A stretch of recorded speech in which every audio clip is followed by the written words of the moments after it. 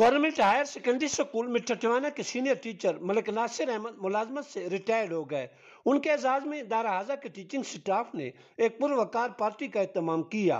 इस तकरीब में मुमताज महर तालीम अब्दुल गफूर गफारी, मलिक हाजी अब्दुल खालिक साबिक प्रिंसिपल, मलिक अदालत टिवाना साबिक प्रिंसिपल, टीचर्स रहनुमा मलिक मोहम्मद रफीक, हाफिज नूर इलाई, डॉक्टर हमजा नासिर, एडवोकेट पीर मुसरत अब्बास शाह और दीगर ने भरपूर शिरकत की।